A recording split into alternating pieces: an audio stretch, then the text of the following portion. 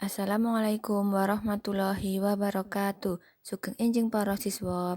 Dinten menika kita badhe sinau dongeng. Sampun siap nggih? Sampun mangertos dereng menapa ingkang dipun sebat dongeng menika? Dongeng. Dongeng yaiku cerita sing ngandharake kadadean kang luar biasa kang isine imajinasi utawa fiksi kang durung mesti ana nyatane. Tegese dongeng iku cerita yang menceritakan kejadian yang luar biasa yang isinya menceritakan imajinasi atau berisi fiksi yang belum tentu kebenarannya. Sing baku weneh piwulang becik. Jadi dongeng itu memberikan pelajaran yang baik. Mula yen maca dongeng becike mangerteni isine. Jadi jika membaca dongeng sebaiknya mengetahui isinya. Ciri-ciri dongeng: 1. Alur cerita sederhana lan singkat. 2. Karakter tokoh ora dijelaske kanthi rinci. 3. Diceritake kanthi lisan, tegese diceritakan melalui cerita lisan atau dari mulut ke mulut. 4. Sifatipun anonim, nama pengarang boten wonten, tegese yang mengarang dongeng itu tidak diketahui siapa pengarangnya. 5. Sifatipun fiktif utawa khayalan, tegese sifatnya khayalan atau tidak ada kebenarannya. Jinis dongeng. Wujude dongeng kuwi antarane 1. Legenda, 2. Fabel, 3. Mite utawa mitos, 4. Epik utawa epos. 1. Legenda yaiku dongeng sing nyeritake asal-usule papan utawa panggonan. Tegese legenda iku dongeng sing nyeritakake asal mula suatu tempat. Contone dongeng legenda Candi Prambanan utawa Candi Roro Jonggrang. 2. Fabel yaiku dongeng sing nyeritakake uripe kewan utawa nganggo tokoh kewan.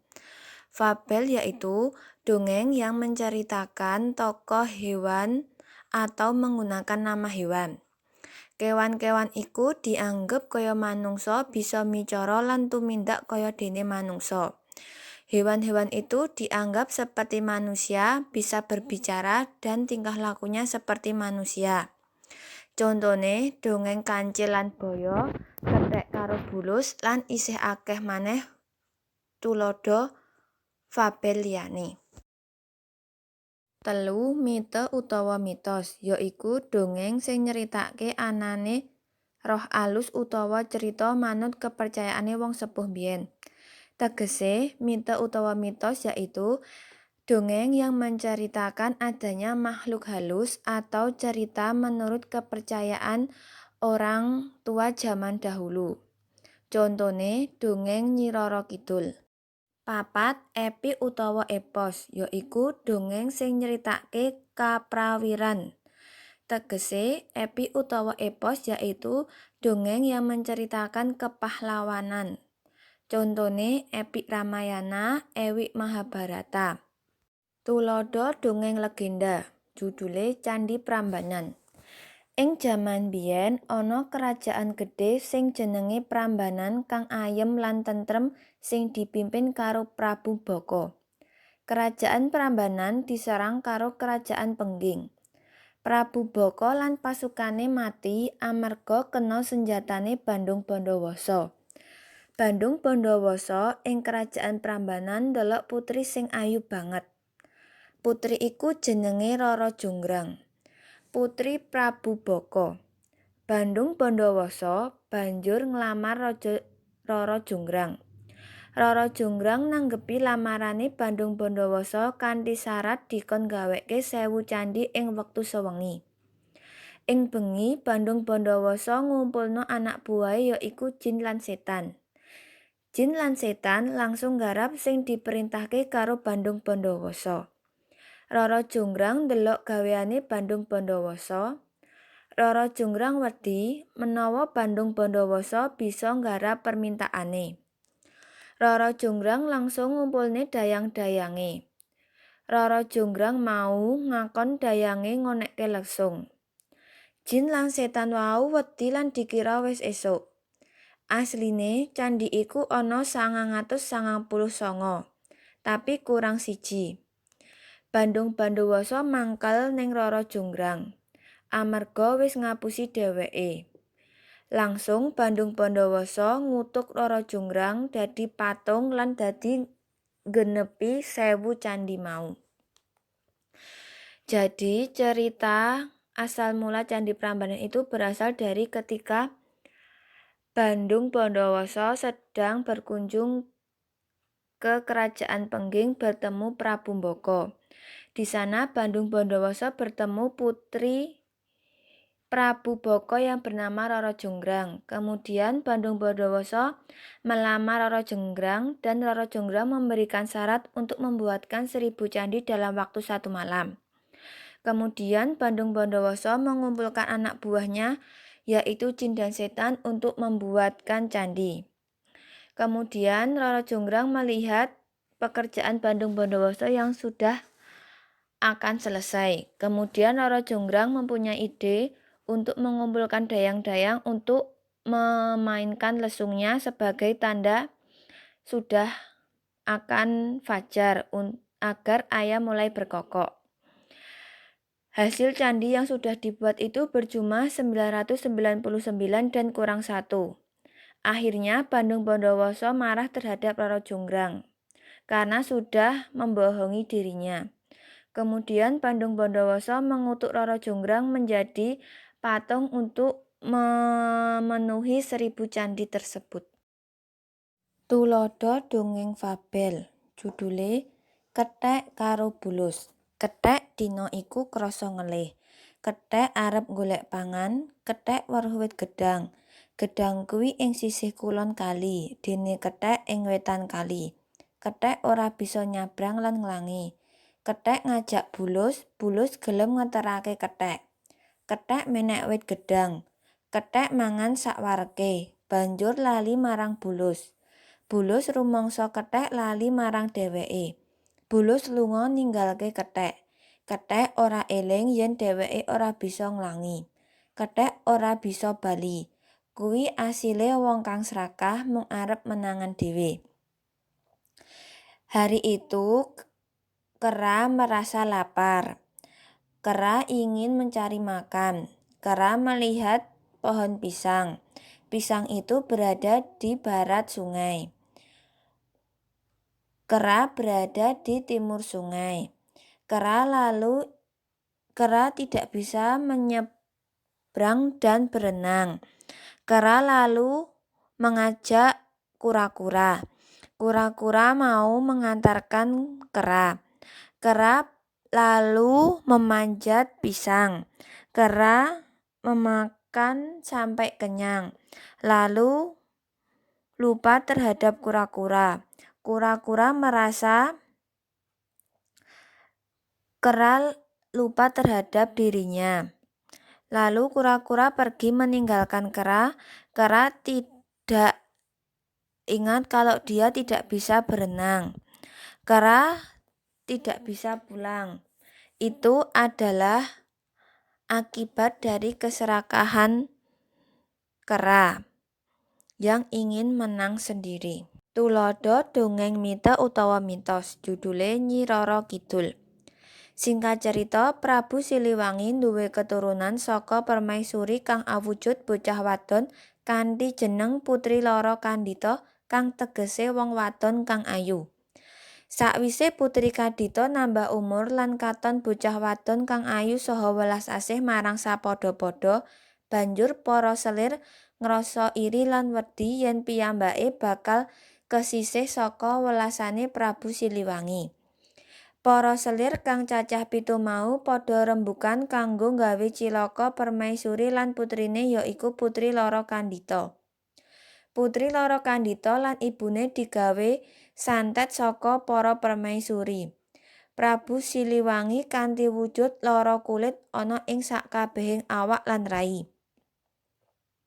Ana ing pengaruh sihir para selir uga Prabu Siliwangi akhire ngusir Putri Lara Kandhita lan ibune saka keraton kerajaan Pajajaran merga kuwatir yen penyakit Lara Kandhita lan ibune dadi nyebar lan nular ana ing tlatah kraton. Ana ing kahanan iki putri lara kandhita lan ibu tindak tanpa ana tujuan kang jelas. Diceritake permaisuri tilar donya ana ing pangembaran. Sawetara putri lara kandhita nglanjutake lakune menyang sisih kidul nganti teka menyang gunung ing pinggir segara. Amarga kesel banget putri lara kandhita ngaso lan keturon ana ing gunung pinggir segara. Wektu turu piyambake ngimpi ketemu karo wong suci sing maringi pitutur supaya putri ngresiki awake déning nyemplung menyang segara kang njaluk mari awake saka penyakit lan mulihke rupa ayune. Saha kanggo nduweni kekuatan ampuh kanggo males wong kang gawe uripe sengsara kaya mangkono. Nalika tangi tanpa mangu putri lara kandhita langsung ambyur menyang tengah segara kanthi ombak kang gedhe lan nglebeke nganti dasar saka segara kidul. Ngimpi dadi kasunyatan, sakliyane balik maneh fisik ayune. Putri lara kandhita uga diwenehi kekuatan adikodrat lan pati. Nanging putri kudu tetep mbau reksa ana ing segara kidul. Wiwit iku banjur diarani minangka Nyi Roro Kidul dumugi nganti temeka saiki. Singkat cerita, Prabu Siliwangi mempunyai keturunan dari permaisurinya yang cantik yang bernama Putri Loro Kandhita. Kemudian, para selir merasa iri dengan kecantikan Putri Loro Kandhita dan ibunya. Akhirnya mereka menyusun rencana untuk menyihir dengan memberi sakit kulit di seluruh tubuh dan wajahnya. Akhirnya, Prabu Siliwangi mengusir ibu dan Putri Loro Kandhita. Mereka mengembara tanpa tujuan. Akhirnya, ibu permaisuri meninggal ketika di perjalanan mengembara. Kemudian Putri Loro Kandhita meneruskan perjalanan hingga ia sampai ke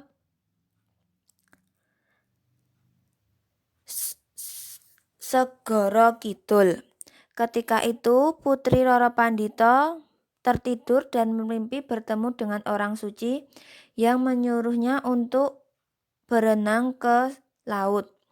Kemudian setelah bangun Putri Loro Kandhita lalu berenang ke laut sampai ke dasar Segara Kidul atau Laut Selatan. Setelah itu, ternyata Putri Loro Kandhita lalu berubah fisiknya menjadi cantik seperti sedia kala. Lalu Putri Loro Kandhita mempunyai kekuatan adikodrati dan pati. Tetapi Putri harus selalu atau harus tinggal di Segara Kidul. Mulai kejadian itu, Putri Loro Kandhita disebut sebagai Nyi Roro Kidul hingga saat ini. Tuladha dongeng epik utawa epos judule Ramayana. Ramayana asale saka tembung Rama lan Ayana, tegese perjalanan Rama.